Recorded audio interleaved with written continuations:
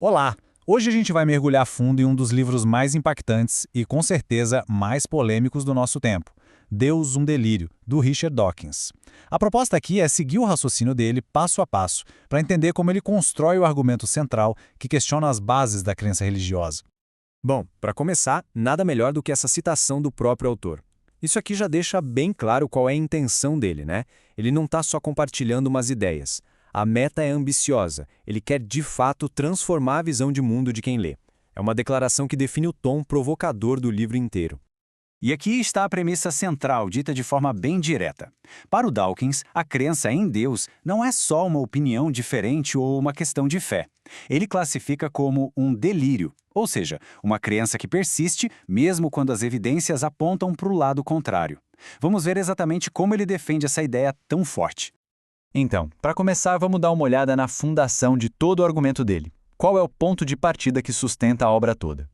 Para ele, todo o debate se resume, na verdade, a um grande conflito, uma oposição fundamental entre duas maneiras completamente diferentes de entender o mundo.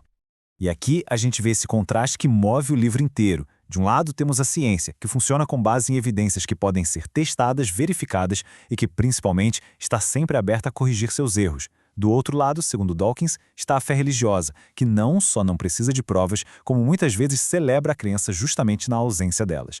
Essa oposição é a espinha dorsal de todo o argumento. Ok, vamos avançar um pouco e ver como essa ideia se desenvolve na crítica que ele faz ao conceito de fé em si.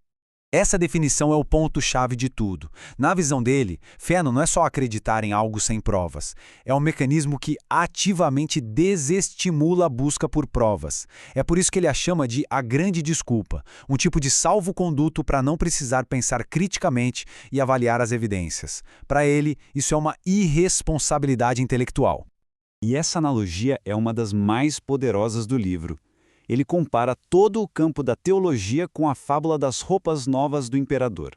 Sabe, parece um campo de estudo super sofisticado, cheio de termos complexos e debates profundos, mas, para Dawkins, no fim das contas, é uma discussão super elaborada sobre as qualidades de algo que simplesmente não existe. Pois é, essa citação resume bem o problema. O que Dawkins aponta é que a fé parece ter um status especial na nossa sociedade. É como se ela tivesse um passe livre, sabe? Ela não precisa passar pelo mesmo crivo crítico que a gente exige de qualquer outra área do conhecimento, seja na política, na medicina ou em qualquer outra coisa. Certo. Então, se a fé é o problema, o que Dawkins coloca no lugar como a grande explicação para a nossa existência? Essa pergunta é talvez a mais comum e intuitiva de todas, né? Quando a gente olha para a complexidade de um olho humano ou de uma floresta, a primeira coisa que vem à mente é: nossa, alguém deve ter projetado isso. Dawkins vai direto nesse ponto. A resposta dele para isso ficou famosa como o argumento do Boeing 747 definitivo. Ele diz que a ideia de um criador não resolve o problema da complexidade, pelo contrário, só piora. Porque se o universo já é complexo e precisa de um criador, esse criador teria que ser ainda mais complexo. E aí fica a pergunta: quem criou o criador? Então, a lógica é essa. A gente parte do princípio de que a complexidade precisa de uma explicação. Se a resposta for um projetista, esse projetista precisa ser no mínimo tão complexo quanto aquilo que ele criou. Ou seja, a gente não resolveu o problema, só empurrou um passo para trás e o deixou ainda maior. E é aqui que ele apresenta o que considera a solução mais elegante e poderosa: a evolução por seleção natural de Darwin. Em vez de um grande projetista que cria tudo de uma vez, o que temos é um processo gradual que age ao longo de bilhões de anos. É um processo simples, que passo a passo consegue gerar toda a incrível complexidade da vida que a gente vê hoje. Bom, isso tudo leva naturalmente a uma outra grande questão. Se somos apenas resultado da evolução, de onde vem a nossa moralidade? Por que sentimos o impulso de sermos bons? Essa tabela aqui resume bem as duas visões. De um lado, a ideia de que a moralidade vem de Deus, por meio de mandamentos. E a motivação seria o medo da punição ou a esperança de uma recompensa. Do outro lado, a visão darwiniana que Dawkins defende. Nela, a nossa moralidade vem de instintos que evoluíram como a empatia, o senso de reciprocidade e a preocupação com a nossa reputação dentro do grupo. A ideia central aqui é que esses comportamentos que a gente considera bons, como altruísmo e cooperação, não são invenções recentes ou divinas. Pelo contrário, eles teriam sido vantagens evolutivas cruciais para a sobrevivência dos nossos ancestrais, muito antes de qualquer religião organizada existir.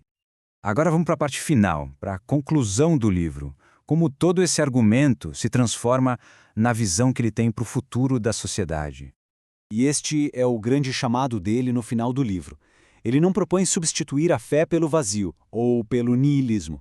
A proposta é substituir a fé por um outro tipo de admiração, um maravilhamento baseado na beleza e na complexidade do mundo natural, que são reveladas pela ciência.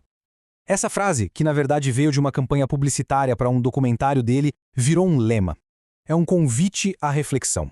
Um desafio para a gente imaginar como seria um mundo onde as grandes decisões e os conflitos fossem guiados pela razão e pelas evidências e não pela fé em dogmas antigos. E ele termina com um chamado à ação bem direto. Ele faz um paralelo muito interessante com o movimento pelos direitos das pessoas LGBTQIA+. A ideia é que, ao se declararem abertamente, os ateus podem ajudar a normalizar a descrença, mostrando para a sociedade que é perfeitamente possível ser uma pessoa boa, ética e fascinada pelo universo sem precisar de uma religião.